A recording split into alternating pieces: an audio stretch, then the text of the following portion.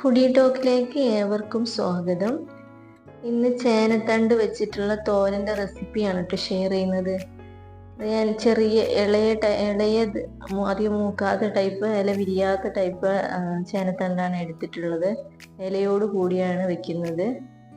അപ്പോൾ ഇത് ചൊറിയോ അങ്ങനെയൊന്നും ഇല്ല കേട്ടോ, ചെറുത് ചൊറിയോ ഒന്നുമില്ല.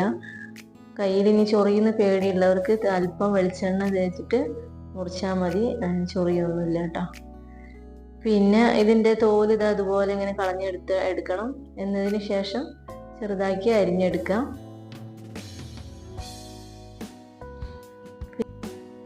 ഇതുപോലെ ഇലയും ഇതുപോലെ ചെറുതാക്കി അരിഞ്ഞെടുത്തിട്ട് ക്ലീൻ ചെയ്ത് വെക്കാം.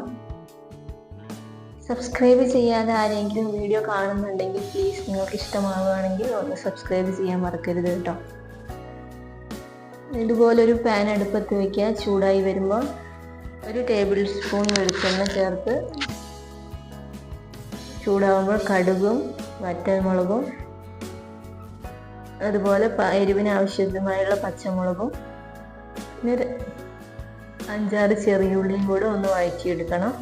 എന്നതിന് ശേഷം കഴുകി വൃത്തിയാക്കി വെച്ച ചേനത്തണ്ട് ചേർത്ത് കൊടുക്കാം. അപ്പോൾ എല്ലാ വെള്ളം, അതിന് കഴുകിയതിൻ്റെ വെള്ളം മുഴുവനും ഡ്രെയിൻ ചെയ്തിട്ട് വേണം കേട്ടോ ഇട്ട് കൊടുക്കാനായിട്ട്. ധാരാളം വാട്ടർ കണ്ടന്റ് ഉള്ള ഒരു സാധനമാണ് ഈ ചേനത്തണ്ട്. ഇനി ആവശ്യത്തിനുള്ള ഉപ്പും അതുപോലെ 1/4 ടീസ്പൂൺ അളവിൽ മഞ്ഞൾപ്പൊടിയും ചേർത്ത് മിക്സ് ചെയ്ത് ഒന്ന് ഹൈ ഫ്ലെയിമിലിട്ട് വേണം നല്ലോണം ഒന്ന് മിക്സ് ചെയ്തെടുക്കാൻ കേട്ടോ. എന്നതിന് ശേഷം ലോ ഫ്ലെയിമിലാക്കി ഒന്ന് മൂടി വെച്ച് വേവിച്ചെടുക്കാം. പെട്ടെന്ന് തന്നെ വെന്ത് കിട്ടും കേട്ടോ. പിന്നെ ഇതിലുള്ള വെള്ളമൊക്കെ കണ്ടതുപോലെ ഇങ്ങനെ ഉള്ളിൽ ഇറങ്ങി വന്നിട്ടുണ്ടാവും. അപ്പോഴത്തേക്ക് നമുക്ക് ഇനി ഒരു അരപ്പ് തയ്യാറാക്കാം കേട്ടോ. അതിന് വേണ്ടി ഒരു മുറി തേങ്ങേൻ്റെ പകുതിയും അതിലേക്ക് 1/4 ടീസ്പൂൺ അളവിൽ മഞ്ഞൾപ്പൊടി, 1/4 ടീസ്പൂൺ അളവിൽ ചെറിയ ജീരകം, പിന്നെ 1 പച്ചമുളകും ചേർത്ത് ഒന്ന് ഒതുക്കിയെടുക്കുക. ഒരുപാട് അരയ്ക്കേണ്ട, ഒതുക്കിയെടുത്തിട്ട് ഇതിൻ്റെ മേലെ ഇട്ട് കൊടുക്കാം. അതിന് ശേഷം ഇപ്പോൾ ഇളക്കാൻ പാടില്ല കേട്ടോ. പിന്നെ കുറച്ച് നേരം ആവി കയറ്റിയതിന് ശേഷം മാത്രം ഒന്ന് ഇളക്കി യോജിപ്പിക്കുക. ഒരു 2-3 മിനിറ്റും കൂടെ ഒന്ന് ഇളക്കി വാട്ടർ കണ്ടൻറ്റൊക്കെ ഒന്ന് ഡ്രെയിൻ ചെയ്തെടുക്കുക കേട്ടോ. അത്ര തന്നെ ഉള്ളൂ. ഇതിൽ മെയിനായിട്ട് ശ്രദ്ധിക്കേണ്ടത്, നമ്മൾ ഉപ്പിടുമ്പോൾ ഈ ചേനത്തണ്ട് അരിഞ്ഞതിനനുസരിച്ച് ഉപ്പിടാൻ നിൽക്കരുത്, കുറച്ച് മാത്രം ഇടുക കേട്ടോ.